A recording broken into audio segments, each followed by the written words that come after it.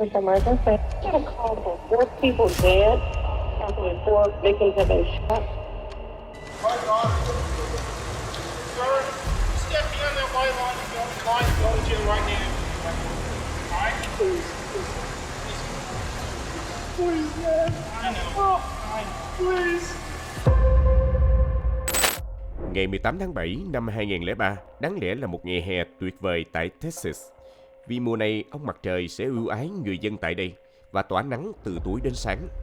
Một mùa hoàn hảo để có thể mời bạn bè về nhà và có những buổi tiệc tùng thâu đêm suốt sáng với những câu chuyện vui đùa. Thế nhưng, ngày hôm đó lại khiến cho cả khu phố xinh đẹp phải bàng hoàng. Một ngôi nhà tại khu dân cư Clear Lake City, 4 thanh niên được phát hiện là đã qua đời do bị ăn kẹo đồng. Điều này đã khiến cuộc sống của gia đình các nạn nhân biến thành địa ngục. Đội cảnh sát điều tra cũng đau đầu với tình tiết thay đổi chóng mặt của vụ án. Có 6 thành viên tham gia buổi tiệc, nhưng có đến 4 nạn nhân đã qua đời và 2 người còn lại không biết chuyện gì đã xảy ra. Để hiểu được bầu không khí u ám trong ngày xảy ra vụ án, đầu tiên chúng ta cần tìm hiểu về một người trong số đó và vén màn nguyên nhân của những viên kẹo đồng đã được bắn ra. Các bạn đang theo dõi kênh Văn Tùng Siêu Kỳ Án và mình là Hoài Bảo. Nếu các bạn yêu thích phá án và những câu chuyện trinh thám hấp dẫn, hãy để lại một like và một subscribe để ủng hộ cho Văn Tùng Siêu Kỳ Án. Còn bây giờ, mời các bạn theo dõi vụ án hôm nay. Người chúng ta sẽ nhắc đến ngay sau đây là Christine Paulula, sinh ngày 31 tháng 3 năm 1986 tại Long Island, New York. Mọi thứ với Christine lúc đầu rất màu hồng. Cô sinh ra trong một gia đình hạnh phúc với mẹ là bà Lori và cha là ông Charles. Cô nàng còn có một người anh trai tên John, luôn sẵn lòng bảo vệ em gái. Mãi cho đến năm 1988, một vụ tai nạn đã hủy hoại tất cả những điều tốt đẹp của gia đình Paulula. Đó là 2 năm sau khi Christine chào đời, ông Charles bị tai nạn lao động. Khi ông đang làm việc cho một công trường xây dựng ở New York, những viên gạch bất ngờ rơi từ trên cao xuống, rồi vỡ tung trên đầu của Charles. Thời điểm đó, an ninh và bảo hộ lao động chưa được thắt chặt tại các công trường. Tai nạn này đã khiến ông qua đời ngay tại chỗ. Cuộc sống mà cả hai vợ chồng tạo ra gần như sụp đổ trước mặt Lori. Bà trở thành mẹ đơn thân với 2 đứa con nhỏ cần chăm sóc và không có nhiều tài chính. May mắn thay, cha mẹ của Charles đã giúp đỡ gia đình một chút và mọi thứ dần ổn hơn. Nhưng điều bất hạnh lại tiếp tục xảy ra với gia đình. Ông bà ngoại của Charles cũng lần lượt qua đời. Christine không thể hiểu rõ chuyện gì xảy ra với gia đình của mình vì cô còn quá nhỏ. Sự ra đi của một ai đó thật khó để giải thích với những đứa trẻ này. Ngay cả với người lớn cũng thật khó để hiểu hết được, vì có quá nhiều lời giải thích cho sự từ biệt mãi mãi. Christine luôn hỏi người mẹ với những câu hỏi ngây thơ nhưng đầy đau lòng. Cô không hiểu tại sao những người yêu thương của mình cứ lần lượt ra đi. Còn về bà Lori, vừa kiệt sức với sự ra đi của người thân, vừa phải sống tiết kiệm từ tiền trợ cấp để chăm sóc và nuôi dạy 2 đứa trẻ. Thời gian cứ thế trôi qua, cho đến khi Christine bước chân vào những năm học đầu tiên. Cô bé bị chẩn đoán mắc chứng rụng tóc. Đó thật sự không phải là một căn bệnh, mà là sự gián đoạn chuyển hóa trong cơ thể. Điều này khiến Christine bị rụng tóc, rụng lông mày, rụng lông mi trong nhiều tháng. Bà Lori ngay lập tức đưa con gái đi kiểm tra. Sau đó họ lại phát hiện Christine còn bị thị lực kém. Cô bé bắt buộc phải đeo kính dày cộp để nhìn mọi thứ cho rõ hơn. Với những năm học đầu tiên, Christine bỗng trở thành hiện tượng lạ tại trường, vì cô bé vừa đổi tóc giả, vừa đeo cặp kính được lũ trẻ ví như là 2 cái nắp chai Coca. Christine bắt đầu bị bạn bè cùng trang lứa trêu đùa, giễu cợt. Lũ trẻ sẽ đi phía sau và giật bộ tóc giả của Christine xuống rồi cười đùa. Một đứa trẻ như cô bé sẽ cảm thấy tủi thân và xấu hổ đến mức nào. Có rất nhiều trường hợp như thế đã xảy ra. Những đứa trẻ là nạn nhân sẽ bị ám ảnh cả đời. Sau đó, rất có thể chúng sẽ giống những kẻ bắt nạt, đi trêu đùa người khác. Về phía bà Lori, người mẹ đơn thân cảm thấy kiệt quệ với tình trạng trước mắt. Sau đó, bà đã tìm đến chất kích thích do rơi vào trạng thái trầm cảm trong thời gian dài. Trong quá trình này, bà cũng mất đi quyền nuôi dạy 2 đứa con. Christine và John được đưa cho ông bà chăm sóc. Mặc dù Lori không quá hòa hợp với họ, nhưng bà không còn lựa chọn nào khác. Vì nếu không làm vậy, 2 đứa trẻ sẽ bị gửi vào các trung tâm chăm sóc trẻ em. Christine giống như đứa trẻ bị bỏ rơi, ở trường bị bạn bè cô lập, về nhà lại không được gặp mẹ của mình trong nhiều tháng. Các cuộc gọi của cô bé với bà Lori luôn là tiếng la hét, tại sao bà không về nhà, vì cô bé không hiểu chuyện gì đang xảy ra. Trong thời gian đó, bà Lori đã đồng ý tiếp nhận những hỗ trợ từ xã hội và đi gặp bác sĩ tâm lý để thoát khỏi trầm cảm. Sau đó cơ duyên đã đưa Tom, người chồng thứ hai, đến với bà, và cả hai đã giành được quyền nuôi con cho Lori. Cả gia đình sau đó chuyển đến khu Clear Lake ở Texas, với vị trí địa lý nằm trên vịnh Houston. Clear Lake được biết đến là nơi thư giãn của hầu hết các gia đình trung lưu, với dân số khoảng 43.000 người. Đây là nơi hoàn hảo để bắt đầu một cuộc sống mới, và chính tại nơi này, cuộc sống của Christine cuối cùng đã thay đổi. Thời điểm này, cô nàng cũng đã trở nên xinh đẹp hơn, bỏ qua tuổi thơ bị cô lập và cả nỗi sợ bị quấy rầy. Christine đã không ngần ngại kết bạn với Rachel Colorautis và Tiffany Rowell. Đây cũng là lần đầu tiên trong đời cô có bạn. Bà Lori đã kể lại, sau những ngày đầu tiên đến trường, cô con gái trở lại nhà với niềm vui và những câu chuyện bất tận về hai người bạn mới. Bà đã rất vui mừng khi tính cách của Christine dường như thay đổi tích cực hơn từ thời điểm này.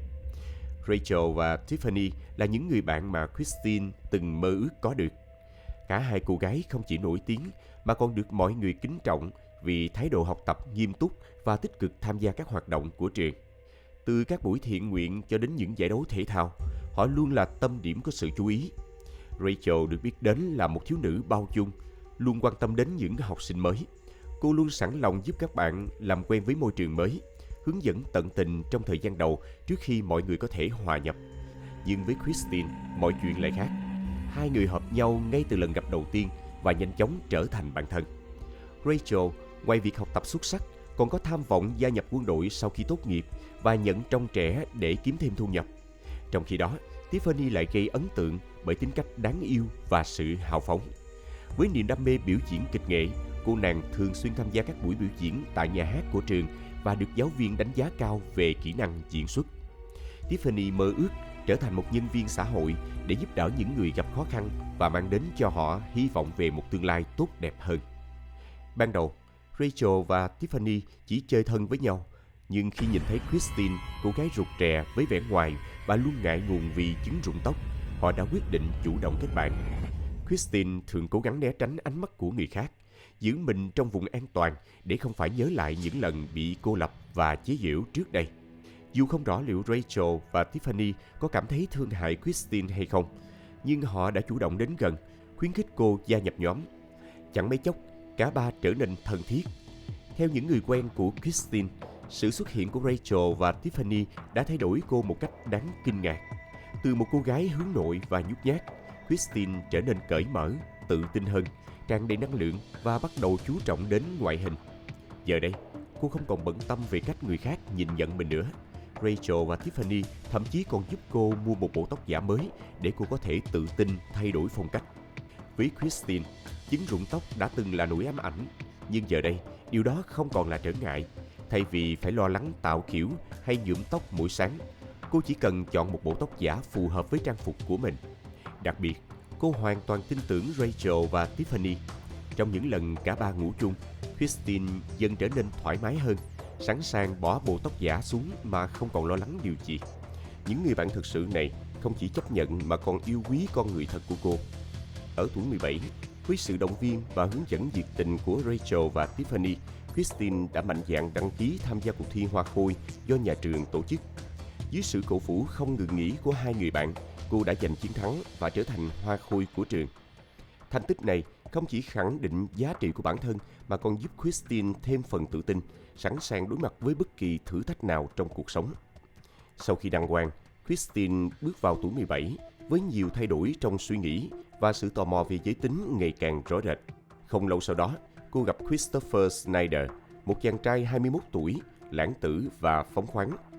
Tuy nhiên, Christopher lại mang theo một quá khứ đầy rắc rối. Anh ta từng nghiện chất cấm nặng và có tiền sử dùng vũ khí cướp của. Mối quan hệ này nhanh chóng bị gia đình Christine, đặc biệt là mẹ và cha dượng, kịch liệt phản đối. Họ không thể chấp nhận một người bạn trai như Christopher.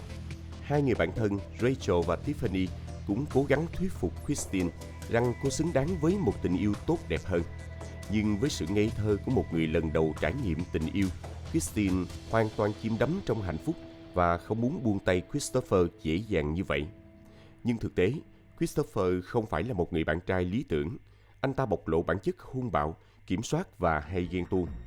Christopher tìm mọi cách cô lập Christine khỏi bạn bè và ngăn cản cô ra ngoài. Anh ta thậm chí thuyết phục cô rằng chỉ mình anh ta mới là người thật sự quan tâm đến cô. Có lần, vì Christine phản kháng, Christopher đã ngang nhiên giật bộ tóc giả của cô ngay giữa trường học, khiến cô quay trở lại trạng thái bất an và lo lắng như những ngày trước đây. Mối quan hệ của Christine với Rachel và Tiffany cũng trở nên xa cách vì cô không muốn chia tay với bạn trai.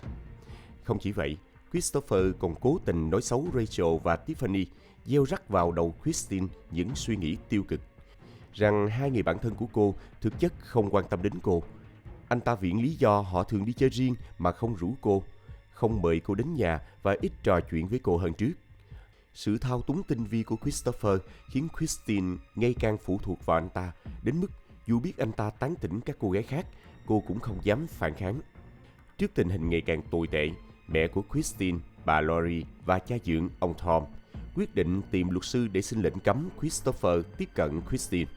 Họ lo sợ mối quan hệ này sẽ gây hại nghiêm trọng đến tinh thần và cuộc sống của con gái. Tuy nhiên, lệnh cấm bị tòa từ chối, khiến gia đình Christine rơi vào bế tắc.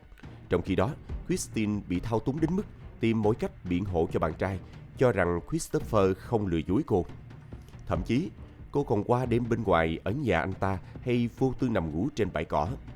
Những hành động này khiến mọi người xung quanh nhận ra sự nguy hiểm trong mối quan hệ của họ, nhưng Christine dường như mù quáng không nhận ra. Trái ngược với tình cảnh của Christine, Rachel và Tiffany đang tận hưởng mùa hè đầu tiên sau khi tốt nghiệp trung học.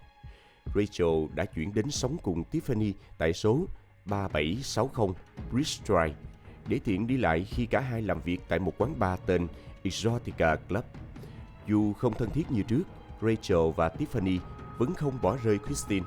Họ cố gắng giữ liên lạc, thậm chí mời cô và Christopher tham dự một bữa tiệc nhỏ vào ngày 18 tháng 7 năm 2003.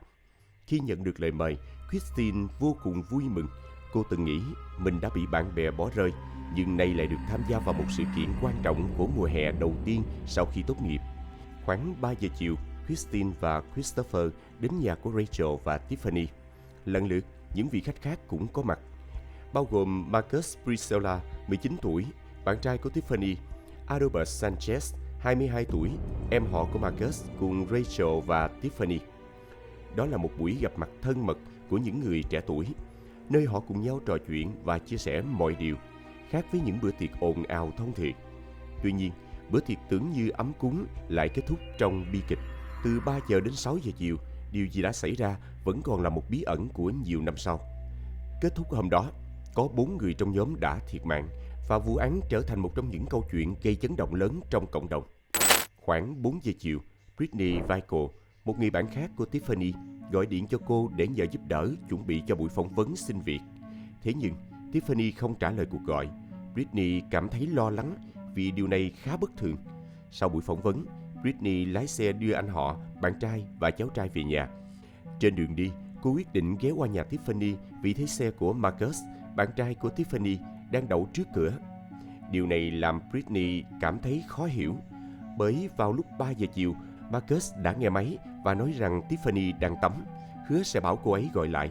Tuy nhiên, đến tận 6 giờ tối, Britney vẫn chưa nhận được phản hồi nào từ Tiffany. Khi đến nơi, Britney bước xuống xe và tiến vào cửa nhà Tiffany. Cô gõ cửa và bấm chuông nhưng không ai trả lời. Quan sát kỹ hơn, cô phát hiện cửa nhà mở hé. Bên trong yên tĩnh đến kỳ lạ, không có bất kỳ tiếng động nào. Linh cảm điều chẳng lành, Britney nhìn qua cửa sổ nhưng chỉ thấy bóng tối bao trùm. Cô thử vặn tay nắm cửa và cánh cửa đã mở ra dễ dàng. Lúc đầu, Britney nghĩ có thể Tiffany và Marcus đang làm gì đó riêng tư. Nếu bước vào sẽ rất ngượng ngùng. Nhưng càng tiến vào sâu bên trong, cô càng cảm thấy bất an. Một mùi nồng nặc xộc lên mũi, khiến Britney thêm phần lo lắng. Cô gọi tên Tiffany thêm một lần nữa với hy vọng không gây ra tình huống khó xử. Nhưng một cảnh tượng kinh hoàng hiện ra. Britney hét lên trong hoảng sợ bởi trước mắt cô là 4 cơ thể nằm la liệt trên sàn nhà. Máu văng khắp nơi, nhuộm đỏ không gian. Tiffany nằm ngửa trên ghế, đầu ngửa ra sau, đôi mắt mở trừng trừng với những lỗ đạn trên đầu. Britney hét lớn cầu cứu bạn trai, người đang ngồi trong xe bên ngoài. Ban đầu, anh nghĩ Britney chỉ đang đùa và tự mình vào kiểm tra. Nhưng khi bước vào nhà, anh cũng kinh hãi chạy ra với gương mặt tái mét. Sau đó, cảnh sát nhanh chóng có mặt tại hiện trường và khung cảnh trước mắt khiến họ choáng váng. Khi đó, Britney và bạn trai ôm nhau run rẩy trong góc nhà. Rachel, một trong các nạn nhân, nằm bên cạnh chiếc điện thoại dường như đang cố gọi 911 trước khi bị kết liễu. Điện thoại đã được quay số nhưng cô không kịp thực hiện cuộc gọi. Adalbert, em họ của Marcus, được tìm thấy nằm dưới đất với nhiều vết đạn trên đầu, cổ, cánh tay và thân người, cho thấy anh đã cố gắng chạy trốn nhưng không thành. Qua điều tra sơ bộ, cảnh sát phát hiện tổng cộng 40 viên đạn đã được bắn ra, chứng tỏ kẻ thủ ác đã nạp đạn ít nhất một lần để tiếp tục vụ xả súng. Tuy nhiên, vì vụ việc xảy ra tại Texas, nơi tiếng súng không phải là điều hiếm hoi, nên hàng xóm đã không chú ý đến những âm thanh này. Phải đến khi tin tức vụ án được công bố, họ mới biết đến thảm kịch và tò mò kéo đến xem xét. Khi mẹ của Rachel đến hiện trường, bà bị từ chối không được vào trong. Quá đau đớn, bà đã ngã quỵ tại chỗ. Linh cảm điều không may đã xảy ra với con gái mình. Cha của Rachel không chịu nổi sự bất lực, đã cố vượt qua hàng rào mà cảnh sát đã dựng bên ngoài để tiến vào bên trong, nhưng lập tức bị ngăn lại. Tại hiện trường, các nhà điều tra không tìm thấy nhiều bằng chứng. Căn nhà không có gì đặc biệt ngoài sự hiện diện bất thường của một số ống tim. Từ đó, cảnh sát đưa ra hai giả thuyết. Giả thuyết đầu tiên cho rằng Marcus, bạn trai của Tiffany, có thể đã dính líu đến buôn bán chất cấm và vụ án là kết quả của một cuộc trả thù. Giả thuyết thứ hai là một khách hàng của Rachel và Tiffany tại quán bar Exotica Club đã không hài lòng vì bị từ chối và tìm đến để dạy hai cô gái xinh đẹp một bài học. Giả thuyết ban đầu về mâu thuẫn cá nhân liên quan đến Tiffany và Rachel nhanh chóng bị loại bỏ khi một nhân chứng quan trọng xuất hiện. Một người hàng xóm khai báo rằng họ nhìn thấy một cặp đôi khả nghi bước vào ngôi nhà của nạn nhân và vội vã rời đi ngay sau đó. Người này thậm chí còn nhận diện được khuôn mặt của hai nghi phạm. Dựa trên lời khai, cảnh sát lập tức tiến hành phác họa chân dung và phát tán hình ảnh rộng rãi. Những bức chân dung của hai nghi phạm được dán ở các khu vực công cộng, xuất hiện trên báo chí và các kênh truyền thông chỉ vài ngày sau vụ án, đồng thời được gửi đến các đội tuần tra để truy tìm.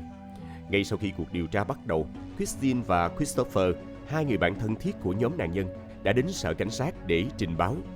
Dù vô cùng đau buồn trước sự ra đi của 4 người bạn, cả hai vẫn cố gắng bình tĩnh hợp tác. Họ khai rằng mình không có mặt tại hiện trường lúc vụ án xảy ra và chỉ ghé qua ngôi nhà trong vòng 1 giờ trước đó. Christine khẳng định cô đã đi làm vào chiều hôm đó, còn Christopher cũng cung cấp bằng chứng ngoại phạm. Lời khai này ban đầu khiến đội điều tra tin tưởng và họ không đặt thêm nghi vấn nào với hai người. Sau đó, vụ án nhanh chóng rơi vào bế tắc. Dù cảnh sát dồn mọi nỗ lực để truy tìm cặp đôi được phát họa, nhưng không có bất kỳ đầu mối nào dẫn đến kết quả. Thời gian trôi qua, từ vài ngày thành vài tuần, rồi kéo dài đến vài tháng mà không có tiến triển. Cha dượng của Marcus buộc phải lên tiếng, kêu gọi công chúng tránh lan truyền những thuyết âm mưu vô căn cứ và tập trung vào sự thật. Ông nhấn mạnh rằng, dù nhóm thanh niên trẻ tuổi có mắc phải sai lầm hay non nớt trong phán đoán, họ không đáng phải chịu kết cục tàn nhẫn như vậy. Các bậc phụ huynh vẫn kiên trì kêu gọi cộng đồng giúp đỡ với hy vọng rằng hung thủ sẽ sớm bị đưa ra ánh sáng, dù điều đó không thể làm vơi bớt đi nỗi đau mất mát của họ. Tuy nhiên, Marcus, nạn nhân duy nhất trong vụ án, lại trở thành mục tiêu chỉ trích của dư luận. Những tin đồn trên mạng lan truyền rằng anh ta là một tay buôn chất cấm. Điều này khiến hình ảnh của Marcus bị bóp méo và sự ra đi của anh ta không được mọi người xót thương. Cha dượng của Marcus vẫn tiếp tục lên tiếng bảo vệ danh dự của con trai, nhưng định kiến của xã hội đã ăn sâu vào suy nghĩ của nhiều người. Trong khi đó, Christine và Christopher cố gắng vượt qua nỗi đau theo những cách trái ngược nhau. Christine chỉ mới 17 tuổi, bị ảnh hưởng nặng nề bởi sự ra đi của hai người bạn thân. Cô tìm đến chất kích thích để làm tê liệt cảm xúc và chính người bạn trai nghiện ngập của cô đã trở thành nguồn cung cấp. Christopher không chỉ dính líu đến việc tàng trữ chất cấm mà còn kéo Christine vào các vụ cướp có vũ trang.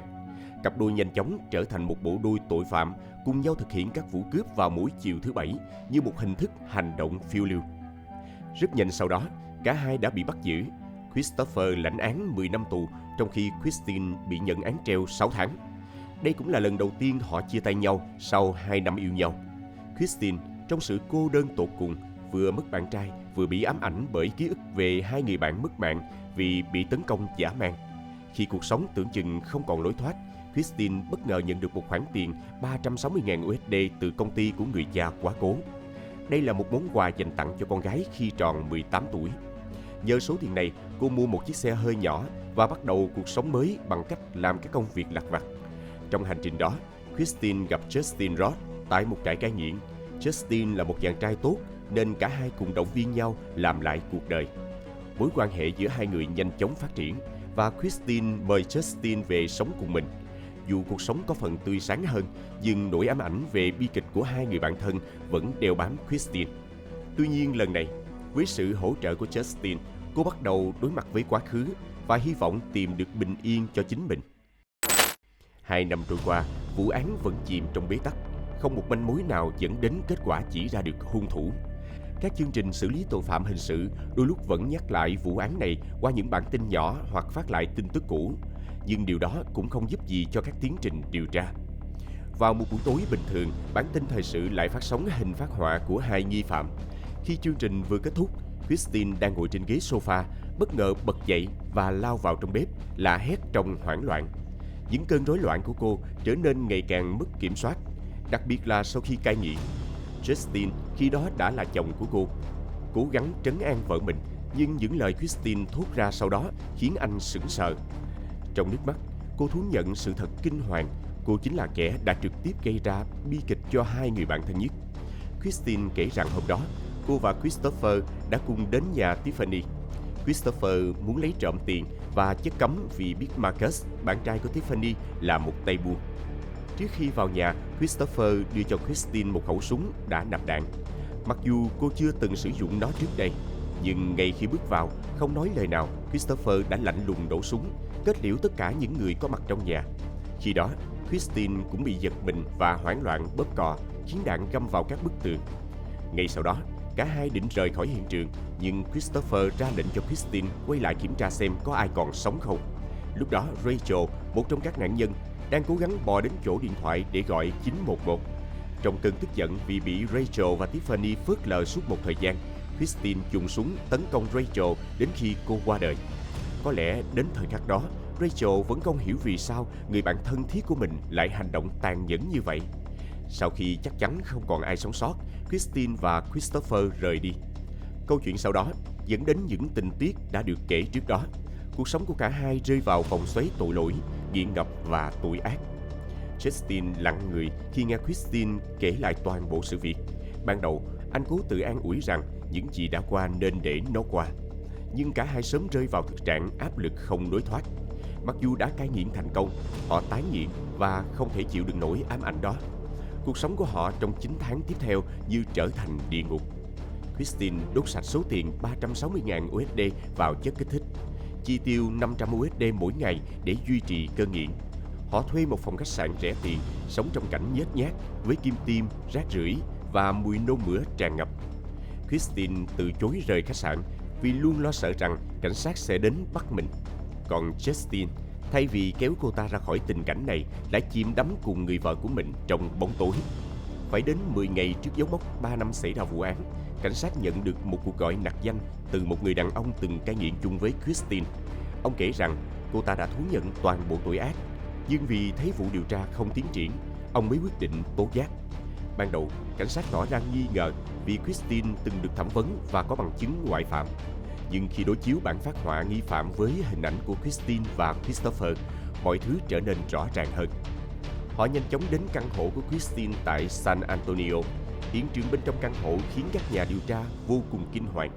Nhiều vệt đỏ vương trên tường, hàng trăm kim tiêm vứt ngổn ngang, trong đó 85 chiếc được sắp xếp gọn gàng trên tủ. Và rồi cảnh sát lập tức bắt giữ Christine và Justin. Khi đã tỉnh táo hơn sau những ngày chìm đắm trong chất kích thích, Christine và Justin bị tách ra để thẩm vấn riêng. Mặc dù Christine đã xây dựng một vỏ bọc hoàn hảo suốt 3 năm qua, cuối cùng, sự thật mà cô ta giấu kín cũng bị vạch trần. Những chuỗi ngày trốn tránh tội ác của cô ta đã kết thúc.